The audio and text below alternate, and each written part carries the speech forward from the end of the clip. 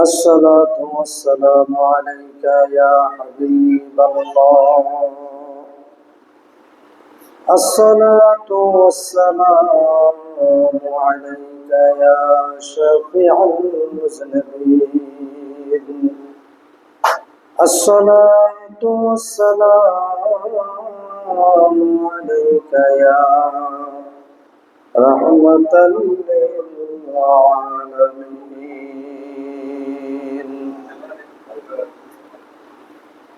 الحمد لله نحمده ونستعينه ونستغفره ونعوذ بالله من شرور أنفسنا ومن سيئات أعمالنا. من يهد الله فلا مضل له ومن يضلله فلا هادي له.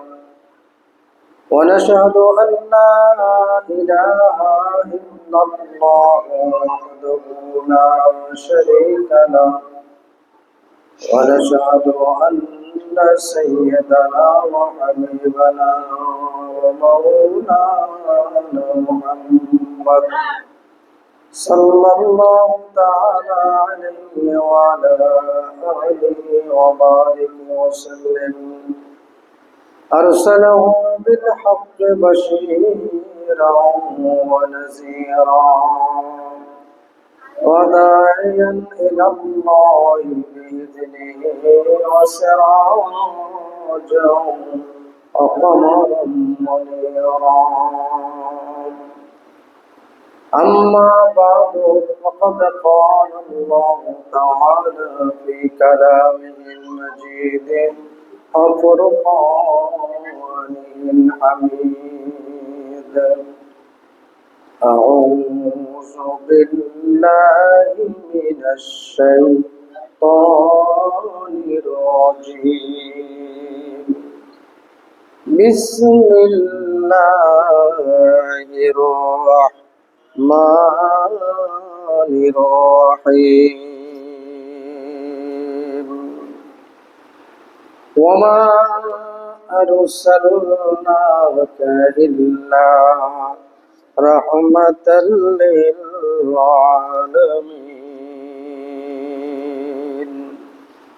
وقال تعالى في آية أخرى: وإذ أخذ الله ميثاق النبيين لما آتيتكم من كتاب وحكمة ثم جاءكم رسول مصدقا لما معكم لا تؤمنن به ولا تنصرنه. قال أأقررتم وأخذتم على ذلكم إصري؟ قالوا أقررنا. قال فاشهدوا وأنا معكم من الشاهدين. فمن تولى بعد ذلك فأولئك هم الفاسقون. وقال تعالى: وإذ قال عيسى ابن مريم يا بني إسرائيل إني رسول الله إليكم مصدقا لما بين يدي من التوراة ومبشرا برسول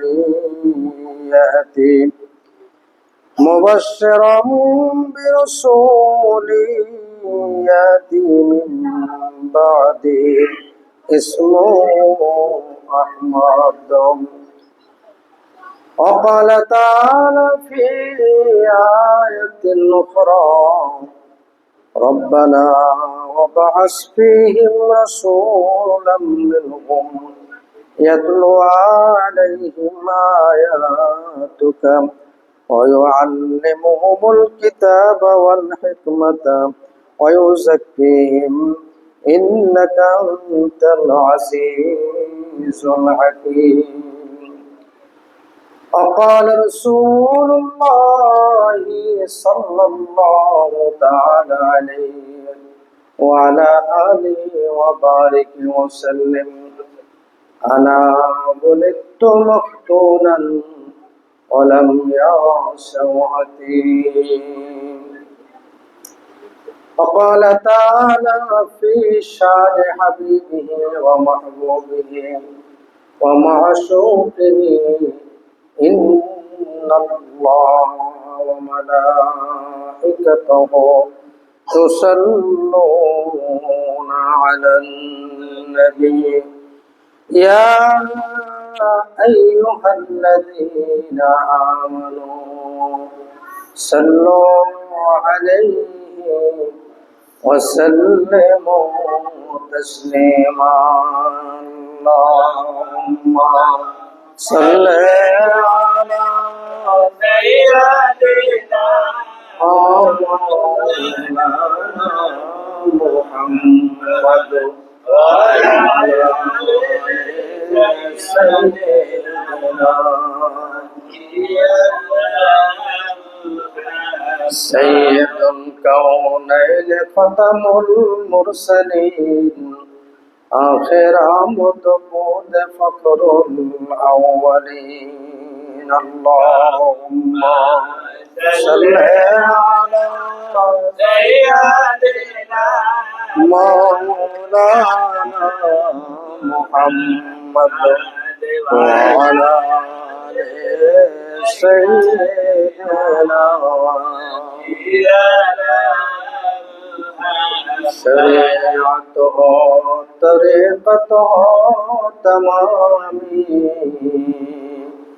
हकीकत में मोहम्मद का गुलामी।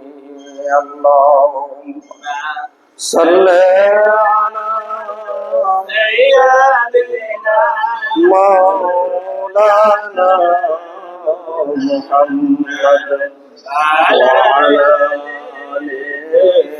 सय्यिदिना शफीअना मुहम्मद। अल्लाहुम्मा सल्ली अला मुहम्मद व अला आलि मुहम्मद व बारिक व सल्लिम। मुअज़्ज़ज़ मोहतरम दिगार हज़रत उलमा इकराम उपस्थित आशिक रसूल आशिक अहले बैत पाक मुमिन मुसलमान ও যুবক ভাই বাবাজিরা, পর্দার আড়ালে মা ও বোনেরা, আল্লাহ পাকের দরবারে শত কোটি প্রশংসা জানায় যে মহান আল্লাহ আজকে এই ঈদে মিলাদুন নবীর মাহফিলে আল্লাহ পাক আমাদেরকে আসার বসার তৌফিক আতা করলেন। এই জন্য সেই মহান প্রভুর দরবারে আমরা শুকরিয়া আদায় করি, বলি আলহামদুলিল্লাহ। শত কোটি দুরূদ ও সালাম সেই সরকারে দো আলম আহমদ মুস্তফা মোহাম্মদ মুস্তফা নূরে মুজাসসাম হাবিবুল্লাহ হুজুর কুল্লু সাল্লাল্লাহু আলাইহি ওয়াসাল্লামের কদমে সালাম জানাই। নবীজির আশিক, নবীজির আহলে বাইত পাক পাকে গুঞ্জাতন, এদের কদমে আমাদের শত কোটি দরুদ ও সালাম রাখছি তাদের কদমে। এদের ধারাবাহিকতায় হযরত আলী মুকাম থেকে নিয়ে শুরু করে 12 ইমাম 14 মাসুম যারা আছেন, যারা সৃষ্টির মূল, তাদের কদমও আমাদের পক্ষ থেকে শত কোটি দরুদ ও সালাম। আল্লাহুম্মা সাল্লি আলা মুহাম্মাদ ওয়া আলা মুহাম্মাদ। ভাই বাবাজিরা, আজকে 12 রবিউল আউয়াল, আজকে হচ্ছে দিন, আর যেটা রাত চলে গেল ওটা 12 রবিউলের রাত চলে গেল। আমরা ইতিহাস, হাদিস শরীফ, এজমা, কিয়াস যে কিতাবগুলোর মধ্যে পড়ি, কিতাবের মধ্যে অধিকাংশ রেফারেন্স করছে যে নবী করিম সাল্লাল্লাহু আলাইহি ওয়াসাল্লাম 12ই রবিউল আউয়াল শবে সাদেকের সময় কুরাইশ বংশে হাশিমি গোত্রে আব্দুল্লাহর কুটিরে মা আমিনার রহম মুবারক থেকে নবীজি প্রথম দুনিয়াতে তাশরীফ এনেছেন। যে নবীজি তাশরীফ আনবেন, মা আমিনার রহম মুবারকে নবীজি আসলেন, উনি ওনার নূরের জিসমানি দেহ মোবারক নিয়ে মুহাম্মদ নামে উনি দুনিয়াতে প্রকাশিত হবেন। এই জন্য আল্লাহ পাক ওনাকে মা আমিনার রহম মোবারকে পৃথিবীর ধারাবাহিকতায় মা আমিনার রহম মোবারকে আল্লাহ পাক ওখানে ওনাকে রাখলেন, পাঠালেন। নবী করিম সাল্লাল্লাহু আলাইহি সাল্লাম যখন মা আমিনার রহম মোবারকে, এটা তিরমিজি শরীফের মধ্যে আসছে, সহিহ বুখারীতে আসছে যে মা আমিনা যখন এই পানি আনতে যাইতো, তো পানি আনতে গেলে দেখে কুয়ার পানি অনেক নিচে। তো মা আমিনা মুহাম্মদ সাল্লাল্লাহু আলাইহি সাল্লামকে রহম মোবারকে রেখে ওই পানি উঠাইতে কষ্ট হবে, এই জন্য আল্লাহ পাক বললেন যে আমার হাবিবের আম্মাজান পানি নিতে আসছে, পানি তো কুয়ার অনেক নিচে, তো তাড়াতাড়ি জিবরাইল পানিকে একদম কুয়ার মুখের কাছে এনে দাও যাতে পানি উঠাইতে কষ্ট না হয়। তো মা আমিনা আলাইহিস সালাতু ওয়াস সালাম উনি যখন কুয়ার কাছে দাঁড়াতেন পানি আনার জন্য কলস লয়ে যাও, তখন নিচের কুয়ার পানি একদম কুয়ার মুখে চলে আসতো। সুবহানাল্লাহ। এলাকার অন্যান্য যারা মা বোনেরা থাকতো, তারাও ওই সুযোগে তাদের কলস ভর্তি পানি ওখান থেকে নিয়ে বাড়িতে নিয়ে যাইত এবং প্রতিদিন অপেক্ষায় থাকতো যে কখন আমেনা পানি নিতে আসবে। কারণ আমেনা পানি নিতে আসলে কুয়ার পানি নিচ থেকে কি করছে, উপরে চলে আসে, কুয়ার মুখে চলে আসে, পানি নিতে আর কষ্ট হয় না। তা নবীজি মা আমিনার রহম মুবারকে থাকা অবস্থায় আমার নবী পক্ষের অলৌকিক ঘটনা, মুজিজা এগুলো প্রকাশিত হতে থাকলো। ভাই বাবাজিরা, নবীজি আসবেন পৃথিবীতে তাশরীফ আনবেন, এই জন্য আল্লাহ পাকের দরবারে দিন প্রার্থনা করতে লাগলো, আল্লাহ তোমার হাবিবকে আমার মধ্যে পাঠাই, আমি দিনের মধ্যে পাঠাই। পাশাপাশি রাতও আল্লাহ পাকের দরবারে প্রার্থনা করতে লাগলো, আল্লাহ তুমি তোমার হাবিব সাল্লাল্লাহু আলাইহি সাল্লামকে আমি রাতের মধ্যে পাঠাই। যদি আল্লাহ পাক দিনের মধ্যে পাঠায় তো রাত মাহরুম হয়ে যায়, রাতের মধ্যে পাঠাইলে দিন মাহরুম হয়ে যায়। এই জন্য আল্লাহ পাক আমার নবী করিম সাল্লাল্লাহু আলাইহি সাল্লাম রাহমাতুল লিল আলামিনকে না রাত শেষ হয়েছে না দিন শুরু হয়েছে, এরকম একটা সময় সুবহে সাদেক যাকে বলা হয়, ওই সময় আমার নবীজিকে আল্লাহ পাক দুনিয়ার মধ্যে তাশরীফ আনালেন। জোরে বলুন সুবহানাল্লাহ। এই জন্য আমি শুনছি বাগদাদ শরীফে একটা মসজিদ আছে, ওই মসজিদে ফজরের জামাত একদল সবে কাজেবের সময় আজান দিয়ে ফজরের নামাজ পড়ে চলে যায়, আর আরেকটা দল তারা সবে সাদেকের সময় এসে আজান দিয়ে ফজরের নামাজ পড়ে চলে যায়। এটা আমি শুনছি, যারা গেছেন তারা হয়তো প্র্যাকটিক্যাল বাস্তবতা দেখছেন, যারা বাগদাদ শরীফে গেছে তাদের থেকে আমার শোনা আর কি। তো কারণ জিজ্ঞাসা করা হলো, যারা সবে কাজেবের সময় এসে গৌসুল আজম জামে মসজিদে এই ফজরের নামাজের আজান সবে কাজেবের সময় দিয়ে নামাজ পড়ে চলে যায়, এদের কাছে শোনা হলো যে আপনারা এই সময় আজান দিয়ে ফজরের নামাজ পড়েন কেন? তারা বলল আমাদের নবী রাহমাতুল লিল আলামিন সরকারে দো আলম শফিউল মুজনিবিন রাহমাতুল লিল আলামিন উনি এই দুনিয়ার বুকে শবে কাজেবের সময় তাশরীফ আনছিলেন। এই জন্য তার তাজিম সম্মান মহব্বতে আমরা শবে কাজেবের সময় আজান দিয়ে ফজরের নামাজ পড়ি। এবার যারা শবে সাদেকের সময় আজান দিয়ে ফজরের নামাজ পড়ে তাদেরকে জিজ্ঞাসা করা হলো, আপনারা ফজরের নামাজ শবে সাদেকের সময় পড়েন কেন? এরা জবাব দিল, আমাদের নবী করিম সাল্লাল্লাহু আলাইহি ওয়াসাল্লাম উনি শবে সাদেকের সময় এই জমিনে তাশরীফ এনেছেন, ওই জন্য আমরা ওই সময় আজান দিয়ে ফজরের নামাজ পড়ি। সুবহানাল্লাহ। এবার দুই দলের দুই মত হয়ে গেল। একদল বলল শবে কাজের সময় তাশরীফ আনছে, আর এক দল বলতেছে শবে সাদেকের সময় তাশরীফ আনছে।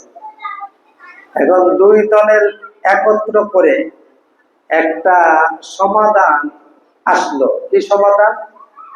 সমাধান আসলো এটা যে রাসূল করিম সাল্লাল্লাহু আলাইহি ওয়াসাল্লাম শবে কাজেবের সময় উনি ভূমিষ্ঠ হয়েছেন, মা আমেনার রহম মোবারক থেকে উনি এই পৃথিবীর জমিনে আসছেন, কিন্তু আসার সাথে সাথে মুহূর্তের মধ্যে রহমতের ফেরেশতারা নবীজিকে জান্নাতের হাউজে কাউসারের নিকটে নিয়ে গেছে। সুবহানাল্লাহ। ওখান থেকে নবীজি গোসল করাইয়া, ওখান থেকে জান্নাতের পোশাক পরাইয়া যখন মা আমেনার ঘরে আমার নবী মুহাম্মদ সাল্লাল্লাহু আলাইহি ওয়াসাল্লামকে নিয়ে আসলেন, তখন ছিল শবে সাদেকের সময়। কথা বলছেন? এই জন্য দুই দল দুই সময়ে ফজরের নামাজ জামাতের সাথে আদায় করে। ভাই বাবাজিরা, নবীজি পৃথিবীতে আসবেন, তার মেলাদ হবে। মেলাদ শব্দের অর্থ হচ্ছে অক্তুল বেলাদা। অক্তুল বেলাদা মানে জন্মকালীন সময়। মেলাদ শব্দের অর্থ কি? জন্মের সময়। তো নবী পাকের জন্মের সময় যে সমস্ত অলৌকিক ঘটনা মুজিজা প্রকাশ পেয়েছিল, ওটার বর্ণনা করা, আলোচনা করা, এটার নাম হচ্ছে মিলাদুন নবীর মাহফিল, মিলাদুন নবীর আলোচনা। সুবহানাল্লাহ। এই জন্য নবীজির মিলাদ শরীফ, নবীজির মিলাদ শরীফ যারা বলবেন যে নবীজির মিলাদ নাই, তাহলে এই কথা বললে তাদের ঈমানই থাকবে না। কেন? নবীজি আমাদের কাছে এরকম কিছু জানা আছে যে নবীজির জন্মগ্রহণ করেন নাই, উনি আসমান থেকে এই ঠাস করে মক্কার জমিনে পড়ছে, এরকম কোন জানাশোনা আছে না? এরকম তো নাই। নবীজি মা আমেনার রহম মোবারক থেকে দুনিয়ার জমিনে উনি বেলাদত করছেন, ওনার মিলাদ হয়েছে, জন্ম হয়েছে, আর সেই সময়টাও বললাম। অতএব মিলাদ শব্দের অর্থ হচ্ছে জন্মকালীন ঘটনা, জন্মের সময়ের অলৌকিক ঘটনা এবং মুজিজা। এই জন্য এই মিলাদ শরীফ নিয়ে, নবীজির মিলাদ শরীফ নিয়ে পৃথিবীর যত মুহাক্কিক উলামায়ে কেরামরা আছেন, সাহাবায়ে কেরামরা আছেন, পৃথিবীর কারো কোনো দ্বিমত নাই। সবাই জানে যে নবীজির মিলাদ শরীফ হচ্ছে একটা উত্তম পন্থা এবং তার আলোচনা করা অতি উত্তম সওয়াবের কাজ। সুবহানাল্লাহ। এই জন্য সেই নবীজির মিলাদ শরীফ যেহেতু পৃথিবীর ইমানদার মুমিন মুসলমান মুহাক্কিক উলামায়ে কেরাম, আল্লাহর ওলি বুজুর্গ যারা আছেন, এমনকি সাহাবায়ে কেরাম, কেউ নবীজির মিলাদকে অস্বীকার করে না, বেদাত নাজায়েজ বলে না।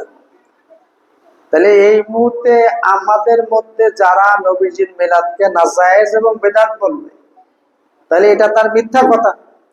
আর মিথ্যা কথা বললে তার তো সে ফাসেক হয়ে যায়। সে কি হয়? ফাসেক হয়ে যায়। আমি আজকে এই নবীজির মিলাদ শরীফের উপরে কোরআনুল কারীম থেকে কিছু দলিল পেশ করব হাদিস শরীফ থেকে কিছু দলিল পেশ করব। এরপরে সাহাবায়ে কেরামদের জামানায় সাহাবায়ে কেরামরা নবীজির মিলাদ শরীফ পড়ছেন কিনা, এরপরে সাহাবাদের পরে আজকে পর্যন্ত যে সমস্ত হাক্কানি ওলামায়ে কেরাম, ওলামায়ে মুতাআখিরিন, ওলামায়ে মুতাকাদ্দিমিন এনারা নবীজির মিলাদ শরীফ পড়ছে কিনা, এই ব্যাপারে আমি তিনও জায়গাতে খুব বেশি দলিল দেব না, কারণ সময়েরও ব্যাপার আছে। নির্দিষ্ট একটা সময়ের ভিতরে আমি এই দলিলগুলো পেশ করব। সর্বপ্রথম আমি আপনাদের অবগতির জন্য জানাচ্ছি যে আজকের এই দুনিয়াতে আমরা যারা মাহফিল করি, বিভিন্ন ওয়াজের মাহফিল করি নাম না, বিভিন্ন ওয়াজের মাহফিল, খতমের মাহফিল, নসিহতের মাহফিল, যত মাহফিল গুলো করি, দ্বীনের দাওয়াতের জন্য মাহফিল করি। এইরকম সর্বপ্রথম আল্লাহ একটা মাহফিলের আয়োজন করছিলেন, জোরে বলুন সুবহানাল্লাহ। সর্বপ্রথম আল্লাহ পাক একটা মাহফিলের আয়োজন করেছিলেন, ওই মাহফিলের নাম ছিল তাওহীদের মাহফিল। তাওহীদের মাহফিল। এই তাওহীদের মাহফিলে শুরু থেকে নিয়ে কিয়ামত পর্যন্ত যত মানব দুনিয়াতে আসবে, সমস্ত মানুষের রূহগুলো এই তাওহীদের মাহফিলে উপস্থিত ছিল। এটা আল বিদায়া ওয়ান নিহায়া কিতাব, এর মধ্যে এই ওয়াকিয়াটা লেখা। এরপরে জোরকানি শরীফের মধ্যে লেখা। এর মধ্যে মাওয়াহিবুল লাদুনিয়া কিতাবের মধ্যে লেখা। আল্লামা শাহ আব্দুল হক মুহাদ্দিস দেহলভী রাহিমাহুল্লাহ ফিকুল আকবরুল আকিয়ারের মধ্যে লেখা। তো আল্লাহ পাক ওই মাহফিলের, তাওহীদের মাহফিলের আল্লাহ পাকই হচ্ছেন সর্বে সর্বা, প্রধান সভাপতি, উনি সবকিছুই আল্লাহ পাক, তার সাথে আর অন্য কেউ নাই। আল্লাহ পাক বললেন যে আলাস্তু বিরব্বিকুম, আমি কি তোমাদের রব নই? আমি কি তোমাদের রব নই? তাওহীদের মাহফিলের ঘোষণা আল্লাহর পক্ষ থেকে, আলাস্তু বিরব্বিকুম, আমি তোমাদের রব নই? ক্বালু বালা, তখন সমস্ত রূহরা বলল, হ্যাঁ আল্লাহ, আমরা স্বীকার করে নিচ্ছি যে আপনি আমাদের রব, আপনি আমাদের রব। এই হাদিস শরীফটা, এটা আমাদের দেশের সব উলামায়ে ইকরামরা জানে। তাহলে প্রথম মাহফিল ছিল তাওহীদের মাহফিল, যেটা আল্লাহ পাক করছেন। অনেক বছর চলে গেল, এরপরে আল্লাহ পাক আরেকটা মাহফিলের আয়োজন করলেন। ওই মাহফিলটা ছিল আমার আপনার রাহমাতুল লিল আলামিন নবীজির মিলাদ শরীফের মাহফিল। জোরে বলুন সুবহানাল্লাহ। নবীজির মিলাদ শরীফের মাহফিল। তাহলে এই মাহফিলটাও আল্লাহ পাক করছেন। কে করছে? আল্লাহ পাক করছেন।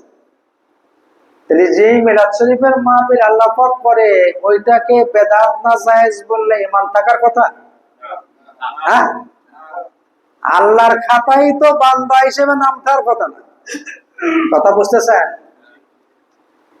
এটার প্রমাণ আমি যেটা বললাম, এটার প্রমাণ কোরআন শরীফের সূরা আলে ইমরানের ৮১ এবং ৮২ নম্বর আয়াতে কারিমার মধ্যে নবীজির এই মিলাদ শরীফের মাহফিল যে আল্লাহ পাক আয়োজন করছিলেন, এটার প্রমাণ আল্লাহ পাক আয়াতে কারিমা নাজিল করলেন সূরা আলে ইমরানের ৮১ এবং ৮২ নম্বর আয়াতের মধ্যে। সুবহানাল্লাহ। আসুন আমরা মিলাদ শব্দটির অর্থ জন্মকালীন সময়, এটা আল কাউসার, মিসবাহুল লুগাত, এই সমস্ত লুগাতের মধ্যে এটা লেখা। কিন্তু আমাদের দেশে মশহুর একটা উর্দু লুগাত আছে, সেই উর্দু লুগাতের নাম হচ্ছে ফারহেঙ্গি রব্বানি। ফারহেঙ্গি রব্বানি। তো ফারহেঙ্গি রব্বানির ৮৬২ পৃষ্ঠার মধ্যে মিলাদ শব্দের অর্থ লিখছে যে মিলাদ মানে আগমন হওয়া, আগমন করা। মিলাদ মানে কি? আগমন করা। বুঝতেছে? এখন আল্লাহ পাক নবীজির মিলাদ শরীফের আয়োজন করে আমার আল্লাহ পাক এই সংবাদটা সূরা আলে ইমরানের 81 এবং 82 নম্বর আয়াতের মধ্যে আল্লাহ এই কথাটা বলে দিলেন। আয়াতে কারিমাটা হচ্ছে ওয়াইজ আখাযাল্লাহু মিসাকান নাবিয়িনা, স্মরণ করুন ওই সময়ের কথা। ওয়াইজ, এবং আপনি স্মরণ করুন। কুরআনুল কারীমের মধ্যে যত জায়গার মধ্যে ইজ শব্দটা থাকে, ওই শব্দের মধ্যে একটা ফেলে আমর উস্কুর, এই শব্দটা মাহফুজ থাকে। বুঝতে পারছেন? তাওয়াইজ, এবং হে রাসূল আপনি স্মরণ করুন যখন আখাযাল্লাহু মিসাকান নাবিয়িনা, যে আল্লাহ পাক সমস্ত নবীদের থেকে মিসাক গ্রহণ করলেন। আখাযা মানে গ্রহণ করা। আল্লাহ পাক সমস্ত নবীদের থেকে ওয়াদা গ্রহণ করলেন, অঙ্গীকার গ্রহণ করলেন। কোন সময়? এখনো পৃথিবীতে কোনো মানুষের আসা যাওয়া মানে আসার ধারাবাহিকতা শুরু হয় নাই। এটা আলমে আরওয়া, রোহানি জগতে আল্লাহ পাক সমস্ত রূহদেরকে নিয়ে তাওহীদের মাহফিল করলেন। আর নবীজির মিলাদ শরীফের মাহফিলে আল্লাহ খাস রূহদেরকে ডাকলেন। খাস রূহ কারা? শুধুমাত্র একমাত্র নবী এবং রাসূলদের নূরের রূহ মুবারক, শুধু এদেরকে ডাকলেন। আমার আপনার সাধারণ মানুষের কোন রূহকে আল্লাহ এই মাহফিলে আহ্বান করে নাই। তা নবী রাসূলদের রূহ হাজির করে আল্লাহ পাক আমার নবীর আগমন সম্পর্কে, মিলাদ সম্পর্কে আল্লাহ পাক জানাচ্ছেন। কি জানাচ্ছেন? যে ওয়াইজ আখাযাল্লাহু মিসাকান নাবিয়িনা, যখন আল্লাহ পাক নবীদের থেকে অঙ্গীকার গ্রহণ করলেন, মিসাক গ্রহণ করলেন। লামা আতাইতুকুম মিন কিতাবিন ওয়া হিকমা, আল্লাহ পাক বলেন ও নবীরা, তোমাদেরকে আমি দুনিয়াতে পাঠাবো কিতাব এবং হিকমত দিয়া। সেই কিতাব এবং হিকমতের দ্বারা তোমরা আমার তাওহীদের প্রচার করবে। কথা বুঝছেন? তাওহীদের প্রচার করবে। সুম্মা জাআকুম রাসূলুম মুসাদ্দিকাল লিমা মাআকুম, অতঃপর তোমাদের কাছে আগমন করবে আমি আল্লাহর পক্ষ থেকে একজন মহান রাসূল।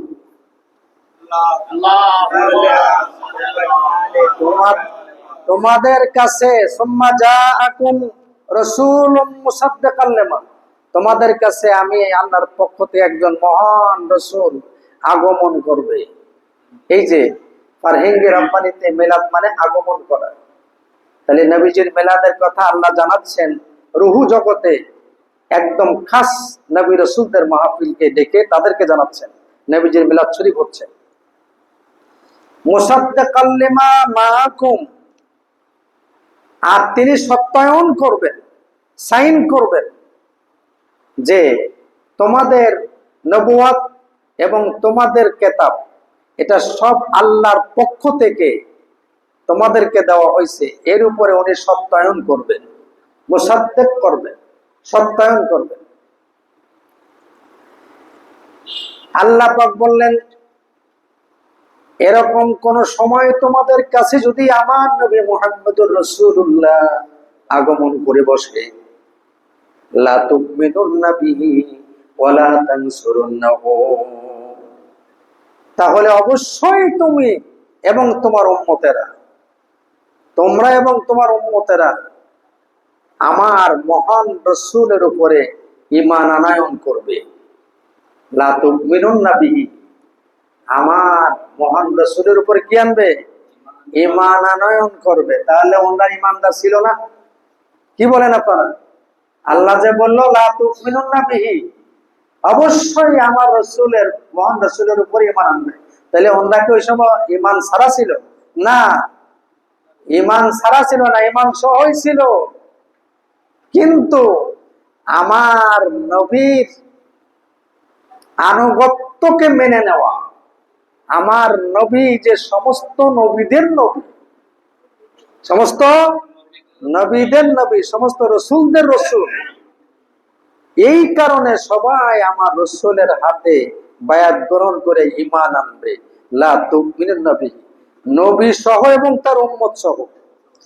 ওয়ালা তানসুরুন্নাহু, এবং অবশ্যই তুমি এবং তোমার উম্মতেরা আমার সেই মহান রসুলের সর্বপ্রকার সাহায্য সহযোগিতা করবে, এতাআত করবে, অনুসরণ করবে, যা বলে তাই শুনবে। আল্লাহর দরবারে 1,24,000 নবী রাসূল গুলো আল্লাহর সামনে দাঁড়িয়ে দাঁড়িয়ে আমার আল্লাহ পাকের দেওয়া নবীজির মিলাদ শরীফের আলোচনা শুনতেছিলেন। জোরে বলুন সুবহানাল্লাহ। দাঁড়ায় ছিল না বসেছিল? দাঁড়ায় ছিল। কি ছিল? দাঁড়ায় ছিল। আরে বাবা, কিয়াম তো ওই আলমে আরওয়া থেকে কিয়াম, ওখান থেকে নবীরা করে আসছে আমার নবীর তাজিম সম্মানে। আর এখনকার সময় অনেকে বলে মিলাদ মানি, কিয়াম মানি না। বুঝতেছে? এরপর আল্লাহ পাক বললেন, ক্বালা আ'আকরারতুম ওয়া আখাযতুম আলা যালিকুম ইসরি। ও নবীরা, ও আমার রাসূলেরা, তোমাদের কাছে আমার নবীর মিলাদ সম্পর্কে যে আমি আলোচনা শোনালাম, আমার নবীর আগমন বার্তা তোমাদেরকে দিলাম, তোমরা আমার নবীর উপরে মানবে, তোমার উম্মতের মানবে, আমার নবীকে সর্বদিক দিয়ে সাহায্য করবে, ইতাআত করবে। তোমরা কি আমার কাছে এই ব্যাপারে ওয়াদা অঙ্গীকার দিচ্ছ নাকি বলো? তোমরা কি আমার কাছে ওয়াদা অঙ্গীকার দিচ্ছ? কালু, ওই সময় সমস্ত নবী রাসূলদের রূহ মুবারক গুলো তারা অকপটে স্বীকার করলো, আকরারনা, আল্লাহ আমরা অঙ্গীকার করলাম, ওয়াদা দিলাম, আমাদেরকে যখন নবী করে দুনিয়াতে পাঠাবা, আর আমরা যখন তোমার তাওহীদের দাওয়াত দিতে থাকবো, আর ওই সময় যদি তোমার পক্ষ থেকে তোমার মহান রাসূল আমাদের কাছে আগমন করে, আমাদের সবকিছু বাদ দিয়ে নতুন করে আপনার মহান রাসূলের উপরে আমরা ঈমান আনবো। আকরার না, আমরা কি করলাম? ওয়াদা দিলাম, অঙ্গীকার করলাম। ক্বালা ফাশহাদু ওয়া আনা মাআকুম মিনাশ শাহিদিন। আল্লাহ পাক বললেন, তাহলে তোমাদের এই ওয়াদা, এই অঙ্গীকার, এটা তোমরা পরস্পর সাক্ষী থাকো, যাতে একে অপরকে বলতে পারে, হ্যাঁ তুমি তো ওয়াদা দিয়ে আসছিলে, ও বলো তুমিও তো ওয়াদা দিছিলে। তোমরা কি করো? পরস্পর সাক্ষী থাকো। ওয়া আনা মাআকুম মিনাশ শাহিদিন, আর আমি আল্লাহ তোমাদের উপরে মহা সাক্ষী হয়ে রইলাম। সুবহানাল্লাহ। তোমরা যে আমার কাছে ওয়াদা দিলে, ওয়ালা আলে মুহাম্মদ, সমস্ত নবীরা আল্লাহর কাছে ওয়াদা দিল, অঙ্গীকার দিল, আপনার মহান রাসূলের মিলাদ শরীফ আমরা অকপটে মেনে নিলাম, তার উপরে ঈমান আনবো, তাকে সর্বসহযোগিতা করব। এরপরও আমার আল্লাহ বললেন, শোনো, আর একটা সতর্ক বাণী বলে দেই। আমার আল্লাহ পাক একটা সতর্ক বাণী উচ্চারণ করলেন। সতর্ক বাণীটা কি? কোরআন শরীফ আসছে, ফামান তাওয়াল্লা বাদা যালিকা ফাউলাইকা হুমুল ফাসিকুন। আল্লাহ রাব্বুল আলামিন বললেন, ও নবীরা, আমি জানি তোমরা মুখ ফেরায় নেবা না, কিন্তু তোমাদের ভিতরে, তুমি বা তোমাদের ভিতরে কোন উম্মত, কোন বান্দা, কোন ব্যক্তি যদি আমার নবীজির এই মিলাদ শরীফের ব্যাপার থেকে যদি মুখ ফেরায় নেয়, ফাউলাইকা হুমুল ফাসিকুন, এই মানুষগুলো ফাসিক হয়ে যাবে। নবীজির মিলাদ শরীফ থেকে মুখ ফেরায় নিলে আল্লাহ পাক বলেন, ফাউলাইকা হুমুল ফাসিকুন, তারা কি হবে? ফাসিক হয়ে যাবে। ইমাম আবু হানিফা ফতোয়া লিখছে, ফাসিকের আযানে নামাজ জায়েজ, নামাজ পড়া জায়েজ নেই। ফাসেকেরা জানে নামাজ পড়া জায়েজ নেই। কোন কোন মুয়াজ্জিন যে মিলাদ কিয়াম মানে না, না জায়েজ বিদাত কয়, তাহলে ওই মুয়াজ্জিন আজান দিলে ওই আজানে নামাজ পড়াও জায়েজ নেই। এটা ইমাম আজম আবু হানিফার ফতোয়া। কথা বুঝতেছেন? তাহলে মুয়াজ্জিনের আজানে যদি নামাজ পড়া জায়েজ না, তাহলে যে ইমাম সাহেব নবীজির মিলাদ শরীফকে অস্বীকার করে, না জায়েজ বলে, বেদাত বলে, তার পিছনে নামাজ হয়? বলেন না কেন নামাজ হয়? নামাজ হয় না। আমার এই মাইকের আওয়াজ আশপাশে এলাকার মধ্যে যাচ্ছে, এই জায়গায় মাদ্রাসা পড়নেওয়ালা অনেক আলেম মুক্তি থাকতে পারে, অনেক মানুষ থাকতে পারে, সাধারণ মানুষও আছে। আপনারা নবীজির মিলাদ নিয়ে কোন রকম কারো কোন কথায় যারা বলে বেদাত না যায়, এই কথাগুলো কান দেবেন না, এই কথাগুলো শুনবেন না। কারণ আপনি কার মিলাদ নিয়ে নাজায়েজ আর বেদাত ফতোয়া দিচ্ছেন, যার শাফাআত ছাড়া জান্নাত নসিব হবে না। হবে না কি বলেন? নবীজির শাফাআত ছাড়া জান্নাত নসিব হবে? তো সেই নবীজির মিলাদ নিয়ে আমাদের দেশের মোল্লারা এটা নাজায়েজ বেদাত বলবে, আর আপনি তাদেরকে মানবেন? এটা কখনোই মানবেন না। এই মিলাদ শরীফের আয়োজন, মিলাদের আগমন, বার্তা স্বয়ং আল্লাহ পাক মাহফিল করে এই দাওয়াতটা দিয়েছে। সুবহানাল্লাহ। যাই হোক, এই নবীজির মিলাদ শরীফ, নবী এবং আল্লাহর বান্দারা, মানুষের আগমন পৃথিবীতে শুরু হয়ে গেল, নবীদেরও আগমন শুরু হয়ে গেল। কারণ মানুষ দুনিয়াতে আসবে, তাদের যদি হাদি না থাকে, পথ প্রদর্শক না থাকে, তাহলে তো মানুষগুলো গোমরা হয়ে যাবে। শয়তান নামক দুশ্মন এদেরকে জাহান্নামে নিয়ে যাবে। এই জন্য আল্লাহ পাক প্রত্যেকটা যুগে, প্রত্যেকটা উম্মতের মধ্যে আল্লাহ পাক নবী বা রসুল পাঠিয়েছেন, শুধুমাত্র হেদায়েতের জন্য। ধারাবাহিকতা শুরু হয়ে গেল। হযরত ইব্রাহিম ও খলিলুল্লাহর সময় এসে গেল। হযরত ইব্রাহিম তার ছেলে ইসমাইলকে নিয়ে খানায় কাবা উনি মেরামত শুরু করলেন, খানায় কাবা তৈরি করলেন। বুঝছেন? ইব্রাহিম তার ছেলে ইসমাইলকে নিয়ে, খানায় কাবা কমপ্লিট হয়ে গেল, তৈরি হয়ে গেল। খানায় কাবা দরওয়াজার সামনে ইব্রাহিম ও খলিলুল্লাহ এবং তার ছেলে নবী ইসমাইল, এই দুজনে মিলে আল্লাহ পাকের দরবারে হাত তুলে মোনাজাত দিয়েছে। সুবহানাল্লাহ। হাত তুলে মোনাজাত দিয়েছে, মোনাজাতের দ্বারায় নবীজির মিলাদ শরীফ পড়তেছেন। সুবহানাল্লাহ।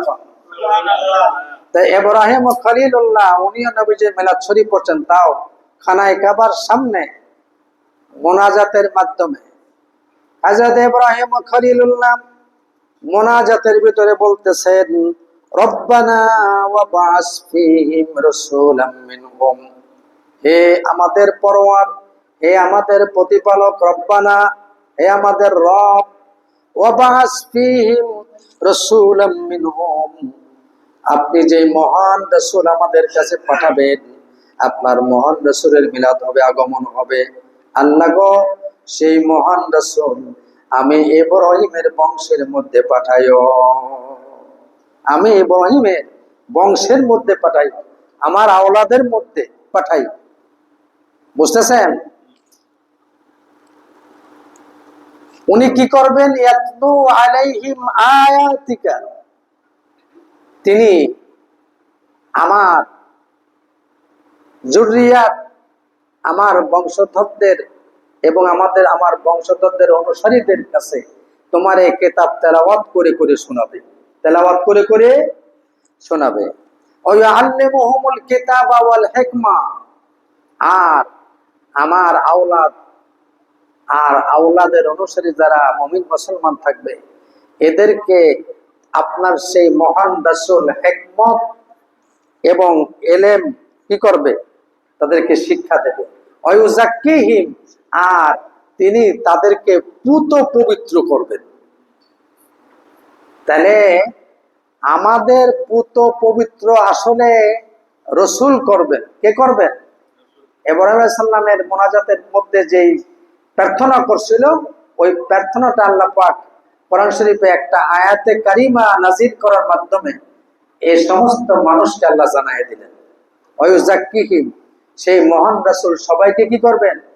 তার আত্মাকে পুত পবিত্র করবেন। আমরা তো ওযু করেই পবিত্র মনে করি, আমরা ওযু করে পবিত্র মনে করি। আসলে কি এটা মনে করা কতটুকু যুক্তিসঙ্গত? আমরা তো কোরআন শরীফ সব জানিও নে, বুঝিও নে, কোন জায়গায় কোন আয়াতে কারিমা কি বলছে। আল্লাহ পাক বললেন, আলাম তারা ইলাল্লাযীনা, আগর রাসূল আপনি কি দেখেন না ওই সমস্ত লোকদের, ইউযাক্কুনা আনফুসাহুম, তারা নিজেদেরকে পুত পবিত্র মনে করতেছে, ওযু করছে পবিত্র হয়ে গেছে, এটা মনে করতেছে। আলাম তারা ইলাল্লাযীনা ইউযাক্কুনা আনফুসাহুম, আল্লাহ পাক বললেন যে অথচ আমি তাদেরকে কি দিয়ে সৃষ্টি করছি এটা তারা জানে। তাহলে আমরা যে জানি আমাদেরকে আল্লাহ কি দিয়ে সৃষ্টি করছে, আমরাও যা জানি, এটা আল্লাহ পাক বলছেন যে ইয়ালামুনা মা খালাকনাকুম, যে তারা জানে যে আমি তাদেরকে কি দিয়ে সৃষ্টি করছি। তার মানে কি দিয়ে সৃষ্টি করছে আল্লাহ অন্য জায়গায় বলতেন, ইন্না খালাকনাকুম মিন নুতফাতিন, হে আমার বান্দারা তোমাদেরকে আমি আল্লাহ সৃষ্টি করেছি নুতফা থেকে। নুতফা পর্যন্ত নাপাক পানি বীর্য থেকে।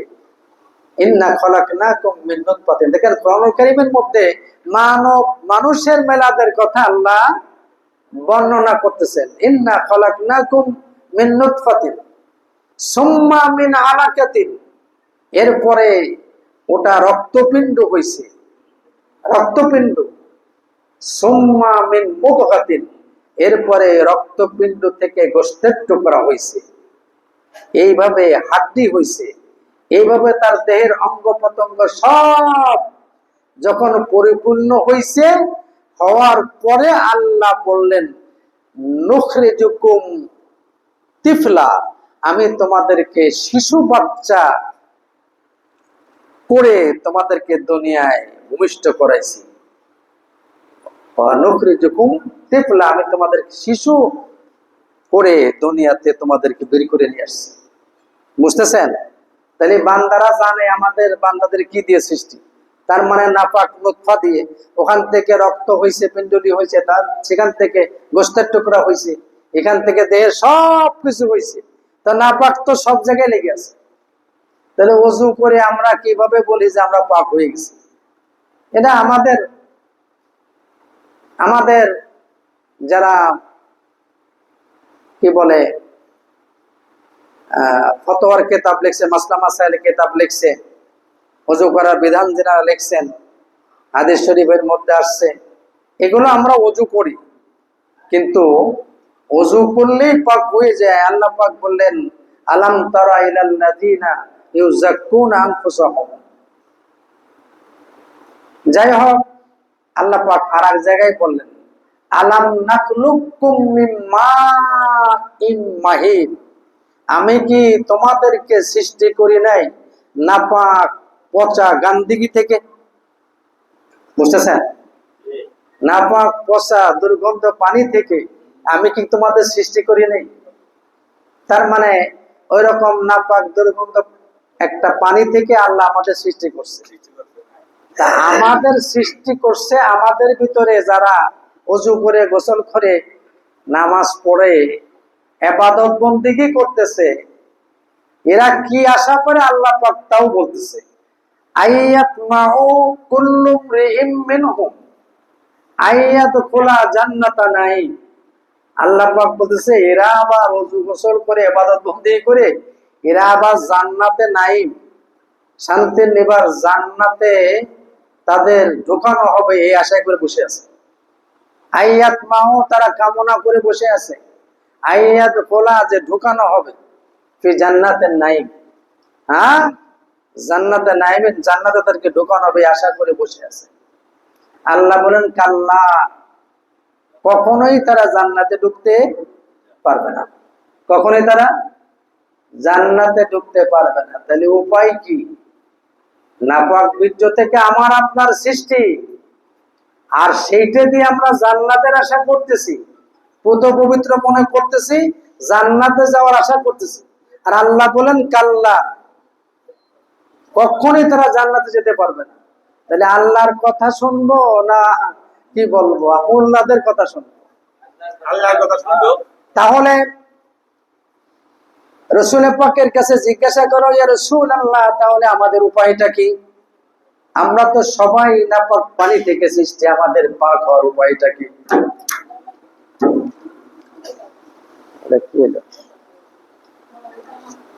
এরকম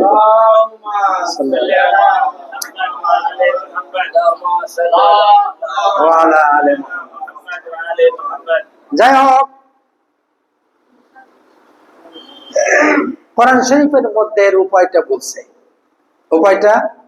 বলছে আল্লাহ পাক আয়াতে কারিমা নাজিল করলেন। তার বাংলা অর্থ, শয়তান বলতেছে, আল্লাহ তুমি আমারে যে অবস্থা করছো, শয়তান বানাইছো, আমি তোমার সকল বান্দাদেরকে আমি জাহান্নামে নিয়ে যাব, গোমরা করে জাহান্নামে নিয়ে যাব, তাদেরকে পথভ্রষ্ট করব, তাদেরকে ধোঁকা দেব।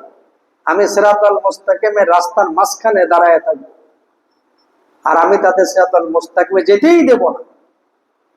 কিন্তু এই কথা বলার পরে শয়তান বলল, ইল্লা ইবাদিকাল মুখলাসিন, শুধুমাত্র একমাত্র আপনার মুখলেস বান্দারা ব্যতীত। কারণ এই মুখলেস বান্দাদের কাছে আমি শয়তান কোনোদিন যেতে পারবো না। বুঝতেছেন? কোনোদিন যেতে পারবো না। এই মুখলেস বান্দা কারা? এই মুখলেস বান্দা কারা? কারণ সেই তো শয়তান বলল, ইল্লা ইবাদাকাল মুখলাসিন, একমাত্র মুখলেস বান্দা ছাড়া আপনার সব বান্দাদেরকে আমি পথভ্রষ্ট করে জাহান্নামে নিয়ে যাব। তাহলে এই মুখলেস বান্দা যারা, তাদের কাছে, তাদের সংস্পর্শে গেলে আমরা পুত পাক ও পবিত্র হতে পারবো। এটাই বর্ণনা আসতেছে। আল্লাহ পাক বললেন, ইন্নামা ইউরিদুল্লাহু লিইউযহিবা আনকুমুর রিজসা আলাল বাইতি ওয়া ইউতাহহিরাকুম তাতহীরা। আল্লাহ পাক বললেন, এই মুখলেস যেনারা হবেন, এই মুখলেস যেনারা হবেন, এরা হচ্ছে আমার রাসূলের আহলে বায়াত পাক। জোরে বলুন সুবহানাল্লাহ। আহলে বায়াত, এই আহলে বায়াত পাকরা মুখলেস হবে। আর এদের মহব্বত, ভালোবাসায়, তাজিম, সম্মান, অনুসরণে যারা থাকবে, গোলামিতে থাকবে, এই বান্দারাও নিষ্পাপ মাসুম হয়ে যাবে। এদের ওই রক্তে মাংসে থাকা নাপাকিটাও কি হয়ে যাবে? পাক হয়ে যাবে। এই জন্য আল্লাহ পাক আহলে বায়াতদের থেকে সমস্ত নাপাকি, নাজাসাত সব দূর করে দিলেন, একদম সব দূর করে দিলেন। ওয়ায়ুতাহহিরাকুম তাতহীরা। আর আল্লাহ পাক তাদেরকে পুত পবিত্র যেইভাবে করা, আল্লাহ পাক তাদেরকে ওইভাবে পুত পবিত্র করে দিলেন। আল্লাহ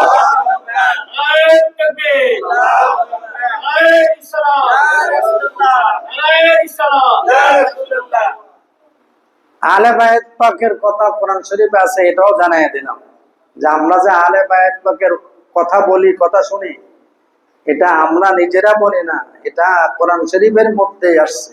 আর আহলে বায়াত পাক বলি কেন? পাক, আমাকে অনেক বলে, হুজুর আপনি আহলে বায়াত বলি তো হয়, পাক বলেন কেন? আরে আল্লাহ পাক বললেন, ওয়ায়ুতাহহিরাকুম তাতহীরা। আল্লাহ পাক বলতেছেন যে আমি তাদেরকে পুত পবিত্র করে দিয়েছি, কোন রকম গোনাহ, অপরাধ, নাজাস তাদের ধারের কাছেই নাই, সব পুত পবিত্র করে দিয়েছে। তো যাদেরকে পুত পবিত্র করে দেওয়া হয় তারা পাক, তো তারা পাক না? তো এই জন্য আমরা আহলে বায়াত পাক বলি। আপনারা দেখবেন যে আমাদের দেশে সাবান দিয়ে কাপড়ের ময়লা পরিষ্কার করে, ওই সাবান দিয়ে কিন্তু টাইলসের ময়লা পরিষ্কার হয় না। টাইলসের ময়লা পরিষ্কার হয়? টাইলসের ময়লা পরিষ্কার করার জন্য আলাদা একটা ওই যে বাজারে পাওয়া যায় কি যেন ডাম্বু নাকি বলে, আলাদা, হ্যাঁ আলাদা আছে, ওটা লাগে। এটা দিয়ে সাবান দিয়ে হবে। আবার আপনার লোহার জং দ্বারা বা অন্যান্য ময়লা, ওটা আবার ওটা দ্বারা হবে না, ওটার জন্য আর এক স্পিরিট বা অন্য ধরনের মেডিসিন আছে, ওটা না দিলে ওটা পরিষ্কার হয় না, তাই তো? তাহলে পৃথিবীতেও একজন মানুষের তার গুনাহ অপরাধ নাপাকি পরিষ্কার করার জন্য আল্লাহ পাক যেই ব্যক্তিদেরকে আল্লাহ পাক পাঠাইছে, তাদেরকে পুত পবিত্র করে পাঠাইছে। আর তাদের কাছে কোনো ব্যক্তি গেলে, নাপাকি ব্যক্তি গেলে, তাদের সংসর্গে থেকে তাকেও আল্লাহ পাক পবিত্র করে দেবেন, এই গ্যারান্টিও আল্লাহ দিয়েছে। যাই হোক, আমি ঈদে মিলাদুন নবীর কথা বলতেছিলাম যে ইব্রাহিম খলিলুল্লাহ উনি ওনার ছেলেকে নিয়ে নবীজির মিলাদ শরীফ পাঠ করলেন খানায় কাবার মধ্যে, বাইরে দাঁড়ায় দাঁড়ায়। এরপরে হযরতে ঈসা আলাইহিস সালাম সম্পর্কে আল্লাহ পাক মিলাদ শরীফের কথা বলছেন। মিলাদ শরীফ মানে নবীজির আগমন হওয়া, প্রেরিত হওয়া, আবির্ভূত হওয়া। আল্লাহ পাক বলেন ওয়াইজ ক্বালা ঈসা ইবনে মারইয়াম, স্মরণ করুন ওই সময়ের কথা যখন ঈসা পয়গম্বর, মারইয়ামের পুত্র ঈসা বলল ইন্নী রাসূলুল্লাহি ইলাইকুম, যে আমি তোমাদের কাছে রাসূল হয়ে প্রেরিত হয়েছি, রাসূল হিসাবে প্রেরিত হয়েছি। মুসাদ্দিকাল লিমা বাইনা ইয়াদাইয়া, তোমাদের সামনে যেটা আছে, যা তোমরা করতেছো ধর্ম কর্ম ইবাদত বন্দেগী কিতাবের অনুসরণ, এগুলোর আমি সত্যায়নকারী। মুসাদ্দিকাল লিমা বাইনা ইয়াদাইয়া, এটা আমি তোমাদের সামনের এই ইবাদত কিতাব আর যা করতেছো এটা সত্যায়নকারী।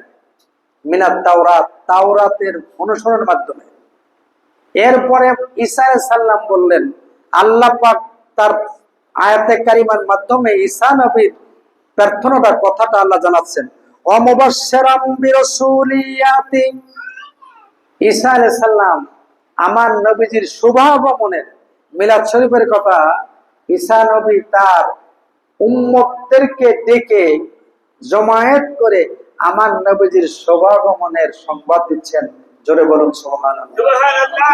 তাহলে আমার নবীজির মিলাদ শরীফ ঈসা নবীও পড়তেছেন তার উম্মতদেরকে নিয়ে, উম্মতদেরকে জানাচ্ছেন।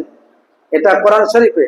ওয়া মুবাশশিরাম বিরাসূলিন, ঈসা পয়গম্বর বলেন আমি তোমাদেরকে এমন একটা শুভ সংবাদ দিচ্ছি, এমন মহান রাসূল সম্পর্কে শুভ সংবাদ দিচ্ছি, ইয়াতি মিন বাদি, যেই মহান রাসূল আমার পরে আগমন করবে, আমার পরে, ইয়াতি মিন বাদি, আমার পরে আগমন করবে।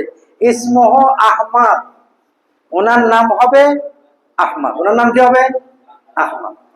তাহলে ঈসা পয়গম্বর আল্লাহ পাক জানাইছিলেন যে ওনার নাম হবে আহমদ। এই ঈসা আলাইহিস সালাম তার উম্মতদের সামনে আমার নবীজির মিলাদ শরীফের আলোচনাগুলো করতেছেন, যেটা কোরআন শরীফ মাধ্যম দিয়ে আমরা জানতে পারলাম। এরপরে আমরা এই সর্বপ্রথম যে নবীজির উপর আয়াতে কারিমা নাজিল হলো সূরা আলাকের আয়াত নাম্বার 1 এবং 2। আল্লাহ পাক বললেন ইকরা বিইসমি রাব্বিকাল্লাযী খলাক, তোমরা ওই প্রভুর নামকে পড়ো যিনি তোমাদেরকে সৃষ্টি করেছেন। ওয়া খলাকাল ইনসানা মিন আলাক, যিনি তোমাদেরকে একটা রক্তপিণ্ডুলি থেকে তোমাদেরকে আল্লাহ সৃষ্টি করছে।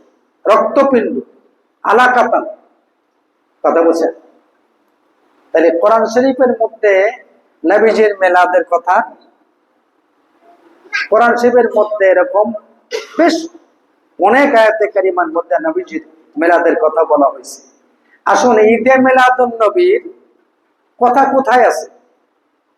ঈদে মিলাদুন নবী, আজকে তো আমরা ঈদে মিলাদুন নবী পালন করতেছি।